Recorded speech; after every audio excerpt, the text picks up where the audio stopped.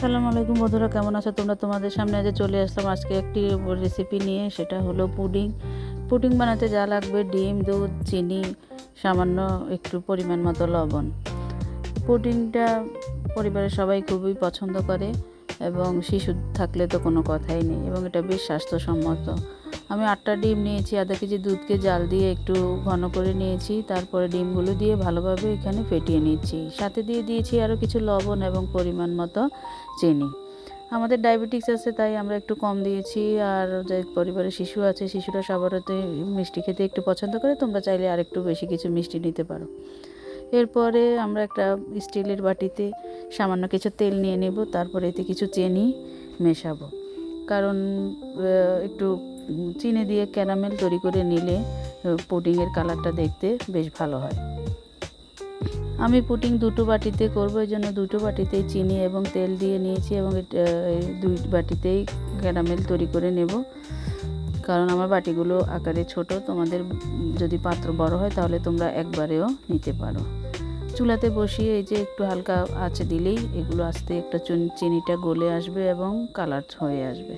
আমি আরেকটু ভালোভাবে ঘুটনি দিয়ে এগুলোকে ভালোভাবে একটু ফেটিয়ে নিচ্ছি, যাতে ভালোভাবে মিশে যায়। দেখো ক্যারামেল তৈরি হয়ে গেছে। এখন আমি এর মধ্যে আগে থেকেই ডিম এবং দুধের পেস্টটা বাটিতে সুন্দরভাবে সেট করে দেব।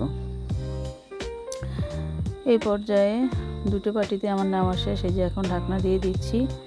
এই সম্পূর্ণ পুডিংটা তৈরি হবে কিন্তু ভাবে, তোমরা অনেকেই জানো, তারপরেও আমি একটু বলছি আর কি। চুলাতে প্রথমে আমি একটি পাত্র বসাবো, বসিয়ে তারপর ওখানে পানি দিলাম এবং পানির উপরে আমি আমার এই পুডিংয়ের বক্সটাকে সেট করে দিলাম। এরপরে তো চুলাতে আঁচ দিয়ে দেবো এবং এর উপরে একটা ঢাকনা দিয়ে দিলে কিন্তু আরও ভালো হবে, এতে তাপটা ভালো মতো পাবে। দেখতে পাচ্ছ কিছুক্ষণ পরে আমার পুডিং তৈরি হয়ে গেছে, ফুলে অনেকটা উপরে উঠে এসেছে এবং দেখতে দেখো কতটা ইয়ামি হয়েছে। একটা বড় প্লেট নিয়ে আমরা তা উল্টো করে এটাকে ঢেলে দেব। দেখবে তাতে সুন্দর করে পুডিংটা পাত্র থেকে বের হয়ে আসবে। দেখতে পাচ্ছ বন্ধুরা, এই যে দেখো কি চমৎকার হয়েছে পুডিং, একদম সুন্দর হয়েছে। ক্যারামেলটা হয়তো একটু বেশি গাঢ় হয়েছে, তোমরা যদি মনে করো যে এতটা গাঢ় করবে না, তাহলে আরেকটু আগে নামিয়ে নিলে কিন্তু রঙটা আরেকটু সুন্দর হবে। পুডিং বেশ স্বাস্থ্যসম্মত, এটার মধ্যে শুধু ডিম আর দুধই আছে। অনেক শিশুরা ডিম দুধ খেতে চায় না, এভাবে আমরা কিন্তু শিশুদের পুষ্টির চাহিদা পূরণ করতে পারি।